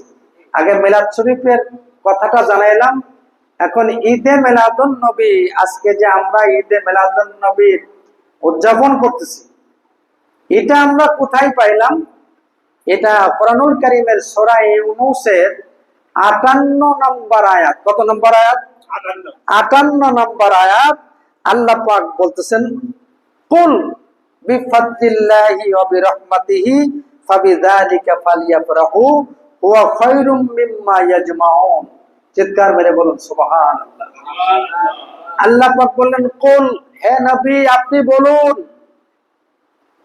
বিফাদলিল্লাহি ওয়া বিরহমাতিহি, আমি আল্লাহর পক্ষ থেকে তোমাদের নিকটে যে অনুগ্রহ এবং রহমত পাঠাইলাম, তোমরা এই অনুগ্রহ এবং রহমত পেয়ে ফালিয়াফরাহু, তোমরা এটা পাওয়ার যেহেতু পেয়েছো, এই জন্য ফালিয়াফরাহু, তোমরা আনন্দিত হও, খুশি হও। বুঝতেছেন? ফালিয়াফরাহু, তারা যেন আনন্দিত হয়, খুশি হয়। সিগায় জমার সিগা, তারা যেন আনন্দিত হয়, খুশি হয়, আনন্দ উদযাপন করে, খুশি উদযাপন করে। তাহলে ঈদে মিলাদুন নবীর অর্থ হচ্ছে নবীর জন্ম হওয়াতে খুশি হওয়া, নবীর জন্মতে, নবীজির আগমনে খুশি হওয়া। ঈদ মানে কি? খুশি হওয়া, আনন্দিত হওয়া। আর মিলাদ মানে জন্ম, নবী মানে নবী, নবীর মেলাদে খুশি হওয়া, আনন্দিত হওয়া, এটার নাম ঈদে মিলাদুন নবী। এখন একজন ব্যক্তি যদি ইমানদার হয়, মুসলমান দাবি করে, ইমানদার দাবি করে, ইহুদি নাসারা খ্রিস্টান এদের কথা তো আর আমরা বলবো না, কিন্তু আমি যদি একজন মুসলমান দাবি করি, ইমানদার দাবি করি, তাহলে আল্লাহ পাকের এই আয়াতে কারিমার এই সীমারেখার মধ্যে থাকতে হবে। আল্লাহ পাক বলছে, আমি আল্লাহর পক্ষ থেকে তোমাদের কাছে যে অনুগ্রহ এবং রহমত আগমন করলো, এই ব্যাপারে ফালাইফরাহু, তোমরা খুশি হও, আনন্দিত হও, আনন্দ উদযাপন করো। কথা বুঝছেন? এই আয়াতে কারিমা দ্বারা আমাদের এই যে জশ্নে জুলুসের মিছিল হয় না, এটার অকাট্য দলিল হচ্ছে আয়াতে কারিমা। মিছিল পাক করি না আমরা নবীজির মিলাদ, ঈদে মিলাদুন নবীর ক্ষেত্রে আমরা আনন্দ করে খুশি হয়ে আমরা র্যালি করি না, র্যালি বেরিয়ে না। আল্লাহ পাক বলছে ফালিয়াফরাহু, তোমরা খুশি উদযাপন করো। তো তোমরা, আল্লাহ বলছে সবার কথা, তোমরা মানে কি? আমি তো একা না, আপনি একা না, সবাইকে নিয়ে ফালিয়াফরাহু, তারা যেন খুশি হয়। তাহলে আপনি যে মুমিন এবং মুসলমান দাবি করেন, তাহলে ঈদে মিলাদুন নবী আপনি মানবেন না, এটা হতেই পারে না। আর যদি ঈদে মিলাদুন নবী না মানেন, তাহলে আপনার মুসলমানিত্বও থাকবে না, ইমানদারিত্বও থাকবে না, মানে মুমিন মুসলমান থেকে খারিজ। সরাসরি ঈদে মিলাদুন নবীর আয়াতে কারিমার অস্বীকার হয়ে যায়। আমি ফেসবুকে কিছু ওলামায়ে কেরামের কথা শুনলাম, তারা বলতেছে কোরআন হাদিসে ইজমা কিয়াসে ঈদে মিলাদুন নবীর কথা একটা হাদিস শরীফ, একটা ইজমা, একটা রাওয়ায়াতও দেখাতে পারবেন না, নাই। বুঝতেছেন? তা আমি চিন্তা করলাম যে এই আলেম মুফতি মাদ্রাসায় কন্যাওয়ালা এদের এলেম কালাম মনে হয় একটু কম। কিরকম কম? আপনারা যারা স্কুলে পড়ছেন, কলেজে পড়ছেন, আপনারা পড়েন না সিনোনিম, অ্যান্টোনিম পড়ছেন না? সিনোনিম মানে সমর্থক শব্দ, অ্যান্টোনিম মানে বিপরীত শব্দ। তো সিনোনিম আছে না? হ্যাঁ, অ্যাগেইনস্ট, অপোজিট আছে কি আছে না? হ্যাঁ, গুড, বেটার। আর আমাদের আরবিতে বলা হয় মোরাদাফ, সমর্থক শব্দ, মোরাদাফ। তাহলে পৃথিবীতে সমস্ত ভাষার ভিতরে কোরআন কারীম, হাদিস শরীফ, ইজমা, কিয়াস, আরবি যত কিতাব আছে, যত ভাষা আছে, প্রত্যেকটা ভাষার মধ্যে সমর্থক শব্দ আর বিপরীত অর্থবোধক শব্দ আছে কি আছে না? তাহলে ঈদ মানে আনন্দ, ঈদ মানে কি? আনন্দ হওয়া, খুশি হওয়া। এর বিপরীত শব্দ, এর সমর্থক শব্দ কি? আল্লাহ পাক বললেন ইয়াফরাহু ফালিয়াফরাহু, এর মূল শব্দ হচ্ছে ফারহুন। ফারহুন মানে খুশি হওয়া, আনন্দিত হওয়া।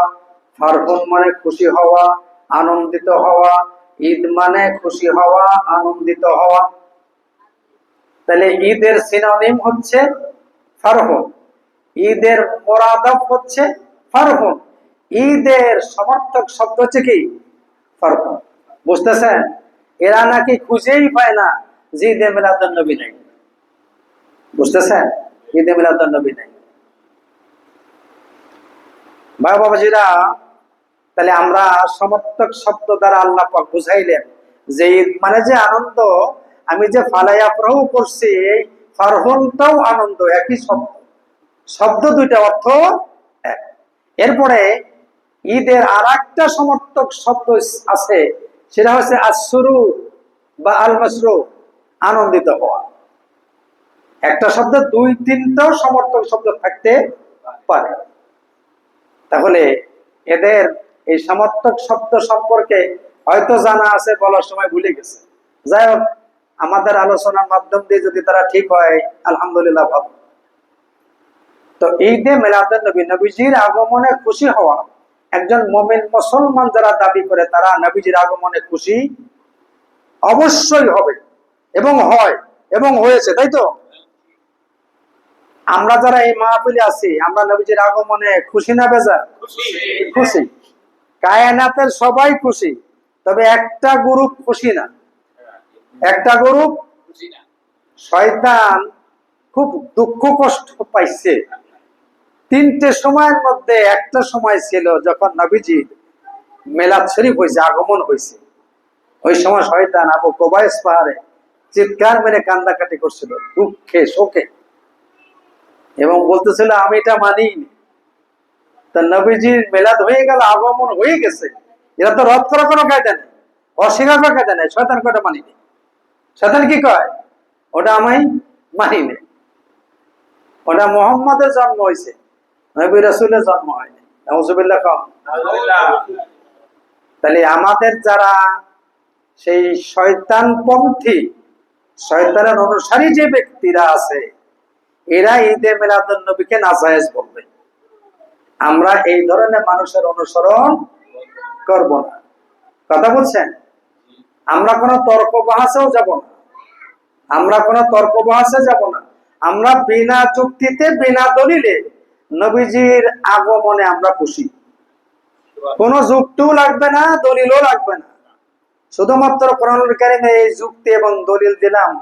যারা এখনো সন্দেহের ভিতর আছে, আর কিছু লোকজন এটাকে নাজায়েজ বেদাতের মধ্যে এটাকে নিয়ে পড়ে আছে, তাদের জন্য দিলাম।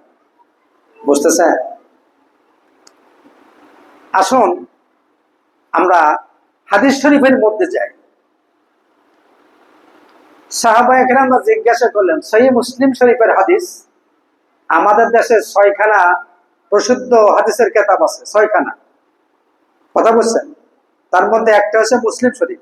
এই মুসলিম শরীফের একটা হাদিস শরীফের মধ্যে আসছে, সাহাবা কাতাদা রাদিয়াল্লাহু তাআলা আনহু থেকে বর্ণিত। উনি বলতেছেন, আন্নার রাসূলা সুইলা, নিশ্চয়ই রাসূল করিম সাল্লাল্লাহু আলাইহি ওয়াসাল্লামকে জিজ্ঞাসা করা হলো। সাহাবায়ে কেরামরা অত্যন্ত আদব তাজিমের সাথে জিজ্ঞাসা করলেন, ইয়া রাসূলুল্লাহ, সোমবার আসলেই আপনি সোমবারে রোজা রাখেন, এটা আমরা দেখতেছি। ইয়া রাসূলুল্লাহ, এটার কারণ কি? এটার কারণ কি? সুইলা রাসূলুল্লাহ সাল্লাল্লাহু আলাইহি ওয়াসাল্লাম আন সাওমিল ইসনাইন, যে আপনি সোমবারে রোজা রাখেন, এটার কারণ কি? রাসূল পাক বললেন, আনা বুলিতু ফিহি, এই সোমবারে আমি নবী জন্মগ্রহণ করেছি। নবীজির মিলাদ স্বয়ং নবীজি বলতেছেন। বলুন, নবীজির মিলাদ নবীজি বলতেছেন, আর এরা বলতেছে নবীর জামানায় মিলাদ ছিল না। তাহলে এই জামানায় মিলাদ আছে, নবীর জামানায় ছিল না। তো এই জামানা কার বলেন? এ জামানা নবীর না আমাদের বাপ দাদাদের? বলেন। তাহলে এই কথা কিভাবে বলে নবীর জামানায় ছিল, ছিল না, এই জামানায় আছে? তা নবীর জামানায় ছিল না, তার নবীজি কিভাবে বলেন যে আনা বুলিতু ফিহে, আমি এই দিনে জন্মগ্রহণ করছি, এই জন্য খুশি হইয়া শুকরিয়া আদায় করে আমি রাসূলুল্লাহ রোজা রাখি। সুবহানাল্লাহ। ওয়া উনজিলা ফিহিল কোরআন, আর এই দিনে আমি নবীজির উপরে কোরআন নাযিল হইছে। বাইহাকি শরীফের মধ্যে নবীজি বললেন আনা বুলিতু মাকতুনান ওয়া লাম ইয়ারা সাওয়াতি, আমি নবীজির জন্ম হয়েছে খতনা অবস্থায়। খতনা অবস্থায় আমি নবীর আমি জন্মগ্রহণ করেছি। আনা বুলিতু, আমি জন্মগ্রহণ করেছি মাকতুনান, খতনা অবস্থায়, ওয়া লাম ইয়ারা সাওয়াতি, আমার শরমগা পৃথিবীর কেউ দেখেনি। আসুন হাদিস শরীফে যাই। নবীজির সাহাবাদের ভিতরে সবচেয়ে যে কয়জন প্রিয় সাহাবী ছিল তার মধ্যে একজন ছিল হাসান বিন সাবেত। উনি কবি ছিলেন, খুব কাসিদা পড়তেন। নবীজি মেম্বারে বসে আছেন আর হাসান বিন সাবেত মেম্বারে পাশে দাঁড়ায়া কাসিদার মাধ্যম দিয়ে নবীজির মিলাদ পাঠ করতেছেন আর নবীজি শুনতেছেন। জোরে বলুন সুবহানাল্লাহ। উনি বললেন ইন্নাকা বুলিতা মুবাররাহাম মিন কুল্লি আইবিন কাআন্নাকা খুলিকতা কামা তাশাউ। হাসান বিন সাবেত এই কাসিদার মাধ্যম দিয়ে নবীজির মিলাদ শরীফ পড়তেছেন। নবীজি হাসান বিন সাবেতের উপরে খুশি হইয়া সাহাবাদেরকে বললেন আগামী দিনে আমার পাশে আরেকটা মেম্বার বানাইয়া হাসানকে বসাবা, ওই মেম্বারে দাঁড়া আমি নবীজির মিলাদ শরীফ আর প্রশংসা আর নাত আর সিফাত বর্ণনা করবে। সুবহানাল্লাহ। বুঝতেছেন? তাহলে নবীজির মিলাদ শরীফ আছে, কোনো সন্দেহ নাই। আসুন নবীজির মিলাদ শরীফ কোরআন শরীফ থেকে হাদিস শরীফতে দিলাম। এখন আমরা আমাদের এই সময়কার যাদেরকে আমরা রাহাবার মনে করি, বুজুর্গ মনে করি, আল্লাহ মালুম, আল্লাহ ভালো জানেন তাদের বুজুর্গি, তাদের অলিত্ব বেলায়েত আল্লাহ ভালো জানেন। কিন্তু আমাদের সমাজে আমরা জানি যে এই মানুষটা বুজুর্গ, এই মানুষটা খুব মহক্কেক বড় আলেম। তার মধ্যে একজন আশরাফ আলী থানভী। একজন কি? আশরাফ আলী থানভী। এই আশরাফ আলী থানভী উনার উত্তরসূরি, উনার দ্বারা ছেলেবেলা বর্তমান, এদের ভিতরে অনেকেই এই মিলাদকে নাজায়েজ ফতোয়া দেয়, বেদাত ফতোয়া দেয়।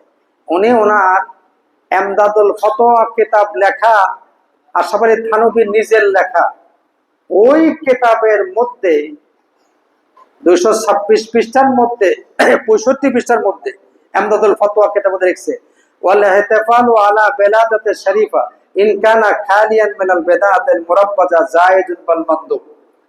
আশরাফ আলী থানভী বলতেছেন নবীজির মিলাদ শরীফ এটা পাঠ করা, পড়া, মাহফিল করা জায়েজ, বরং এটা হচ্ছে উত্তম। এটা কি? উত্তম। তাহলে আমাদের আপনাদের গুরু যিনি, উনি বলতেছেন মিলাদ শরীফ জায়েজ বরং উত্তম, আর আপনি বলতেছেন ঈদে মিলাদ নবী জায়েজ নাই, বেদাত। তাহলে তার মুরব্বি মানা হলো না, হলো? আশরাফ আলী থানভীর পীর ও মুর্শিদ ছিল হাজী এমদাদুল্লাহ মুহাজিরে মক্কি। হাজী এমদাদুল্লাহ মুহাজিরে মক্কি। হাজী এমদাদুল্লাহ মুহাজিরে মক্কি উনি ওনার একটা কিতাব লিখছেন হাফতে মাসালা, ফয়সালায়ে হাফতে মাসালা। এই কিতাবের মধ্যে উনি বলছেন যে নবীজির মিলাদ শরীফ আমি যেখানেই দেখি আমি সেই নবীজির মিলাদ শরীফের মাহফিলে হাজির হয়ে যাই। নবীজির মিলাদ শরীফে হাজির হয়ে যাই এবং এই মিলাদ শরীফের বরকত সমস্কার हर साल मैं घर में इस मिलाद क्या मुनाकिद करते रहो। আমি মিলাদ কিয়ামের এত ফজিলত, এত মর্যাদা যে এটা আমি বুঝার পরে প্রত্যেকটা বছর, প্রতি বছর আমি হাজী এমদাদুল্লাহ মুহাজিরে মক্কির নিজের বাড়িতে এই মিলাদ মাহফিলের অনুষ্ঠান করতাম, মাহফিল দিতাম। কথা বুঝতেছেন? আমাদের যারা আছেন, আমাদের ফুরফুরা বলেন, জনপুর বলেন, ফুলতলি বলেন, সারসিনা বলেন, ডোবরা বলেন, দারিয়াপুর বলেন, আমাদের এরা তো মিলাদ কিয়াম করে, কিন্তু জেনারা থেকে কিছু লোকজন এটাকে নাজায়েজ বেদাত বলে। তাদের যিনি আশরাফ আলী থানভী, সে তার কেতাবের মধ্যে মিলাদ শরীফের কথা যেটা বলছে, আমি পৃষ্ঠা নম্বর সহ শুনাইলাম তো। এবং আশরাফ আলী থানভীর পীর ও মুর্শিদ, উনি ওনার ফয়সালায়ে হাফতে মাসালার মধ্যে যে মিলাদ কিয়ামের কথা বলছে, এটাও তো শুনাইলাম না? তাহলে আমরা নবীজির ঈদে মিলাদুন নবী এবং কিয়াম শরীফ, মিলাদ শরীফ, এটা যে জায়েজ এবং অত্যন্ত সওয়াব এবং বরকতের কাজ, ফজিলতের কাজ, এটার ব্যাপারে কোনো সন্দেহ আছে? কোনো সন্দেহ নেই। যদি সন্দেহ হয়ে যান তা তো গুমরা হয়ে যাবে, পথভ্রষ্ট হয়ে যাবে। এখন নবীজির ঈদে মিলাদুন নবী বা মিলাদ মাহফিলের মর্যাদা, ফজিলতটা আমি মাত্র দুই একটা কথা বলে শেষ করে দেবো। একটা ফজিলত লেখছে আমার নবীজির মিলাদ শরীফ মাহফিলের, একটা ফজিলত লেখছে, এখানে কয়েকটা লেখছে, আমি শুধু একটা আপনাদেরকে শোনাবো। সেটা হচ্ছে যে দশম শতাব্দীর মুজাদ্দেদ সুলতানুল আরিফিন হযরত জালালউদ্দিন সুয়ুতি রাহিমাহুল্লাহ, তার তাফসীরে কিতাব আদ-দুররে মানসুর, এর ভিতরে উনি একটা রওয়ায়াত লিখছেন। বুঝতেছেন? উনি লিখছেন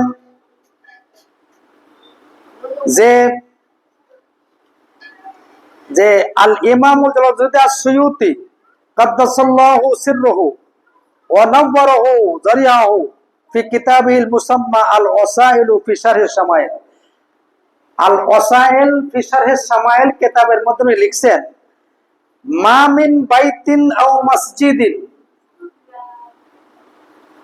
যে ব্যক্তি তার নিজের বাড়িতে, আও মসজিদিন অথবা মসজিদের, আও মাহাল্লাতিন অথবা তার মহল্লায়, এলাকায়, কুরিয়া ফিহে মাউলুদুন নবী, যারা নবীজির মিলাদ মাহফিল করবে, নবীজির মিলাদ মাহফিল করবে, ইল্লা হাফাতুল মালাইকা, সাথে সাথে নবীজির মিলাদ শরীফের মাহফিলকে আল্লাহর রহমতের ফেরেশতা দ্বারা এই মাহফিলটা ঘেরাও করে ফেলে। সুবহানাল্লাহ, সুবহানাল্লাহ।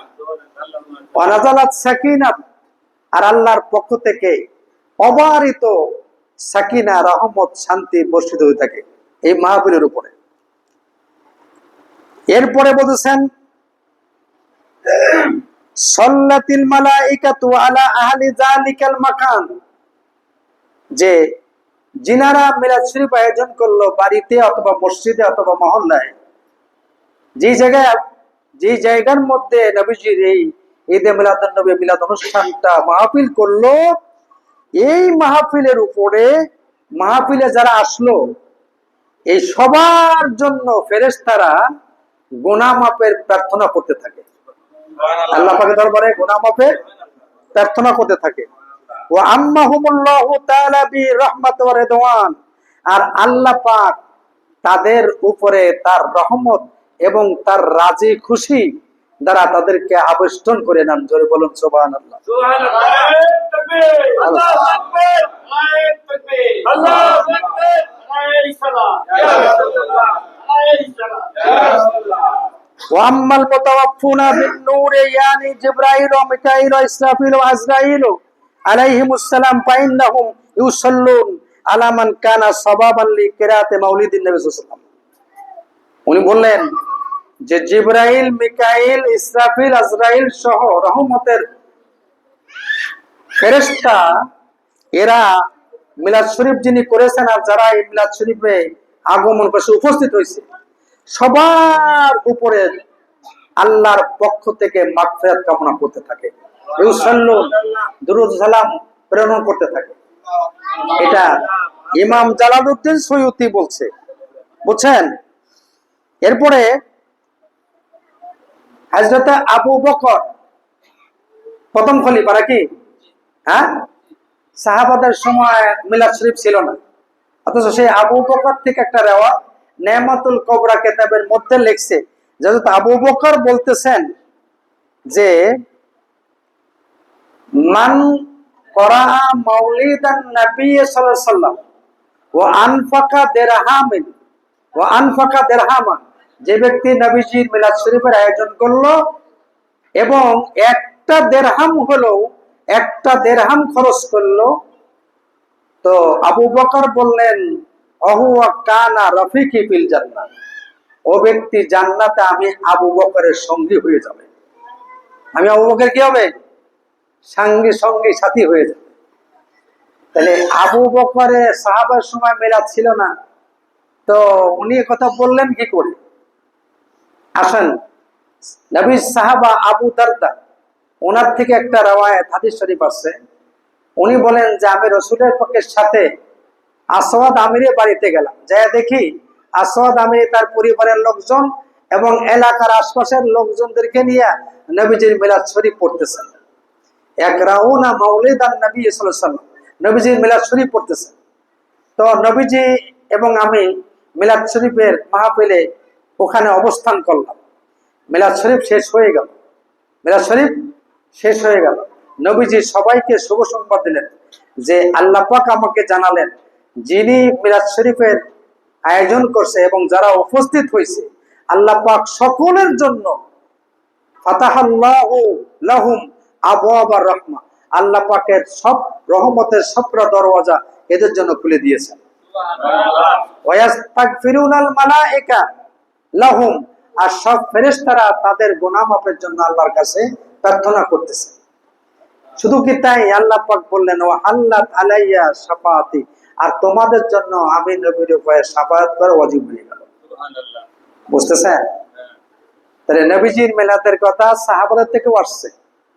এবার আসুন আমি আরেকটা রওয়ায়াতটা বলি। ইনি হচ্ছেন ইমাম জালালউদ্দিন সুয়ুতী। উনি আরেকটা রওয়ায়াত লিখছে যে উনি বলছেন মা মিন মুসলিমিন করা ফি বাইতি মাউলিদান নবী সাল্লাল্লাহু আলাইহি ওয়াসাল্লাম, যে ব্যক্তি তার বাড়িতে বা মসজিদে মহল্লায় মিলাদ শরীফের আয়োজন করলো, তো রাফাআল্লাহু সুবহানাহু ওয়া তাআলা আল কাহতা মিনহুম, আল্লাহ তাআলা যিনি মিলাদ শরীফের আয়োজন করছেন আর মিলাদ শরীফে যারা উপস্থিত হয়েছে এই সকলের উপর থেকে আল্লাহ আল কাহতা, সমস্ত প্রকার অভাব অনটন আল্লাহ দূর করে দেয়। অল অবা, সমস্ত প্রকার মহামারী আল্লাহ পাক এদের থেকে উঠায় নেন। ওয়াল হারাকা, এবং সমস্ত প্রকার অগ্নির দ্বারা যে বিপদ আপদ হতে পারে এটা আল্লাহ পাক উঠায় নেন। অল গরাকা, পানিতে ডুবে যাওয়ার মতো বিপদ এটাও আল্লাহ উঠায় নেন। তার মানে নবীজির মিলাদ শরীফে যারা হাজির থাকে এই মানুষগুলো কোনোদিন আগুনে পুড়ে মারা যাবে না, এই মানুষগুলো কোনোদিন পানিতে ডুবে মারা যাবে না, এই মানুষগুলো কোনোদিন মহামারীতে মারা যাবে না। ওয়াল বালিয়াতে, এবং কোন প্রকার বালা মুসিবত এদেরকে ওইভাবে আক্রান্ত করবে না। ওয়াল বাগজা ওয়াল হাসাদা, আর মানুষের থেকে মানুষের হিংসা প্রতিহিংসা যদি তার উপরে থাকে আল্লাহ পাক এটাও মিটাইয়া দেবেন। ওয়া আইয়ানা সুয়া ওয়ান নুসুস, আর ওই বাড়িতে ওই মহল্লায় কোনোদিন চুরি ডাকাতিও হবে না। ফাইজা মাতা হুয়া হাওয়ারাল্লাহু জাওয়াবা মুনকারিন ওয়া নাকিরিন, এই মানুষটা যখন মারা যাবে আল্লাহ পাক তার মুনকির নাকিরের কবরের সওয়াল জবাব আল্লাহ সহজ করে দেবেন। সুবহানাল্লাহ। ওয়া ইয়াকুনু ফি মাকাদি সিদকি ইনদা মালিকি মুক্তাদিরিন, আর হাসরের ময়দানে সত্যবাদীদের সঙ্গে আল্লাহ পাক এদের হাসর করবেন। সুবহানাল্লাহ।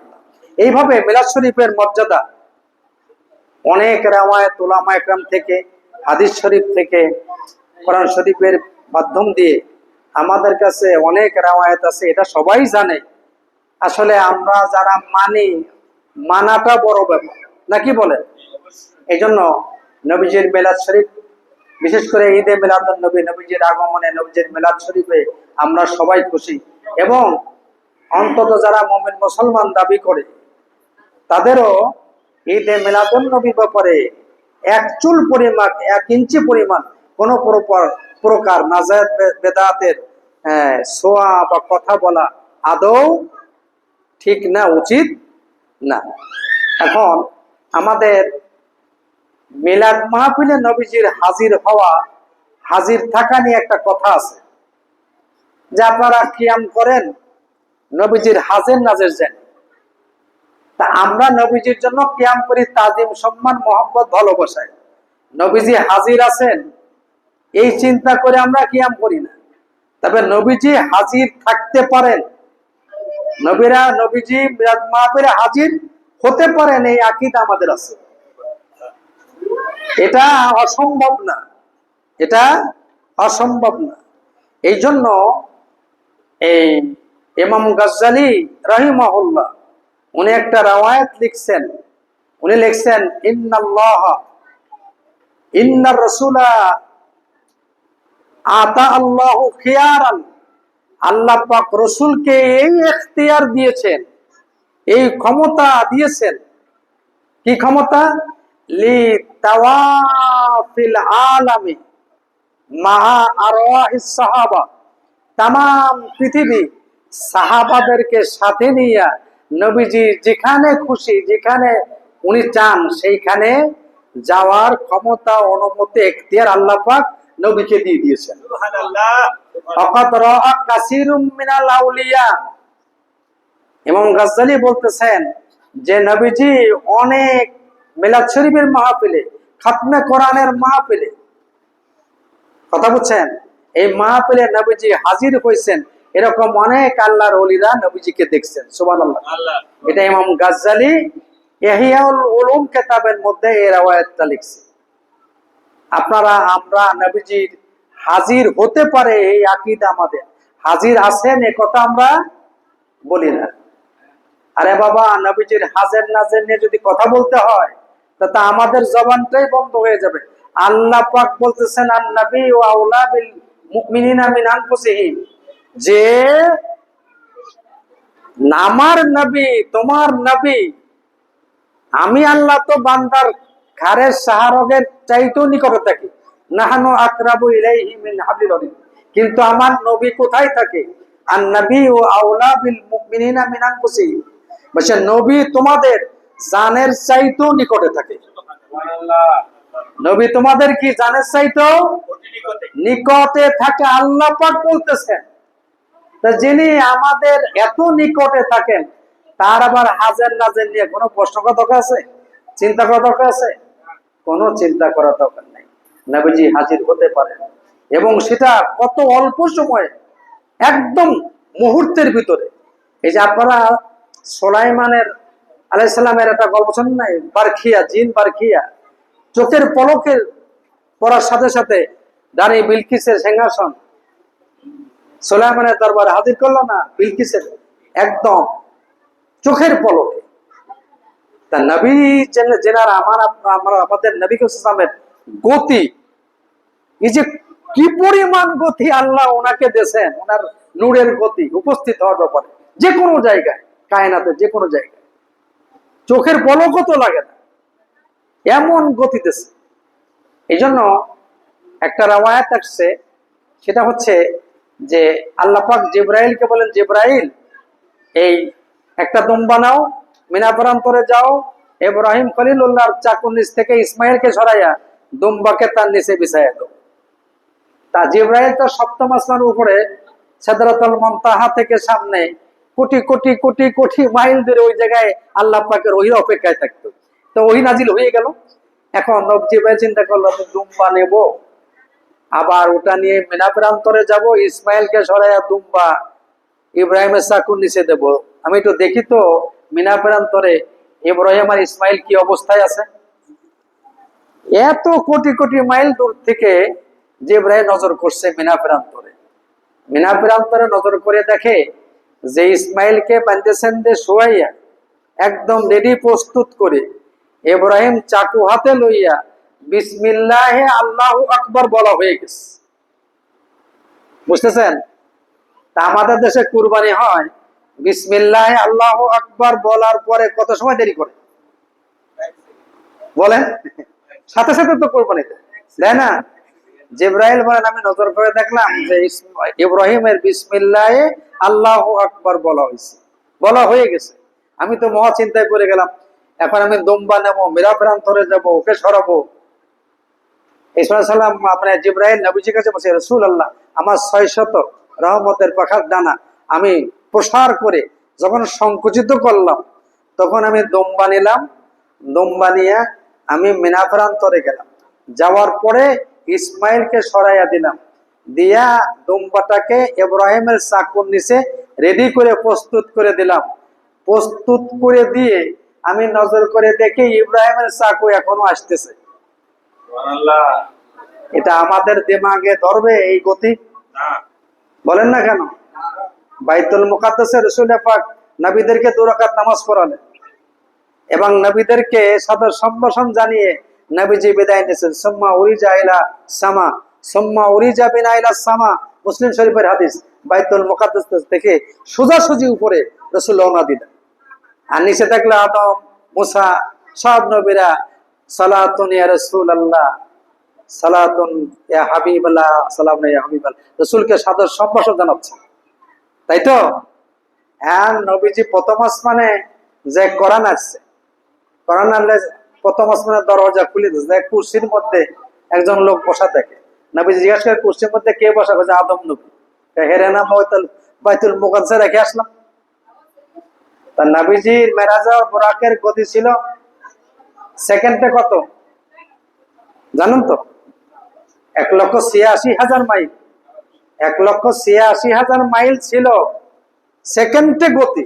সেই বুরাকে রাসূল যাচ্ছেন, এটা বিজ্ঞানীরা বলছে আর গোলাম একরাম বলছে। তো 1,86,000 মাইল বেগে যাচ্ছে, আর আদম নবীরে রেখে গেল বাইতুল মুকাদ্দাসে। যায় দেখে আদম নবী কুরসির মধ্যে বসা।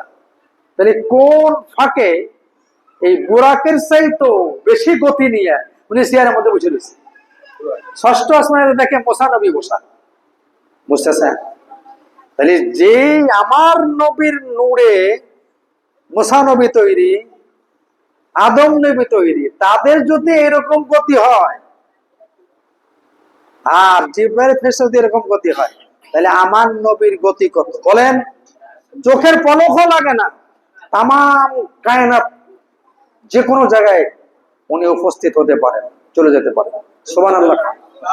এই জন্য নবীজির হাজের নাজের আমরা উনি হতে পারে, এটা আমরা বিশ্বাস করি। আল্লাহুম্মা সাল্লি আলা মুহাম্মাদ ওয়া আলা আলে মুহাম্মাদ। আসুন আমরা, আমাদের সময় তো শেষই বেরোতে না, শেষ না? হ্যাঁ, এই জন্য আমাদের ঈদে মিলাদুন নবীর আমরা সবাই খুশি, আনন্দিত। কিন্তু আমরা কষ্ট যে আমাদের ফরিদপুরে একটা আনন্দ র্যালি আমরা করতে পারলাম না সময়ের কারণে। আগামী বছরে চেষ্টা করব যে ঈদে মিলাদুন নবী জুলুসের একটা র্যালি যদি বের করা যায়, আমরা আগে থেকে একটা প্রস্তুতি নেব এবং সেটা আলোচনা করব। ঠিক আছে? আল্লাহ পাক যেন আমাদের সবাইকে কবুল করুন। সবাই সুবহানাল্লাহ।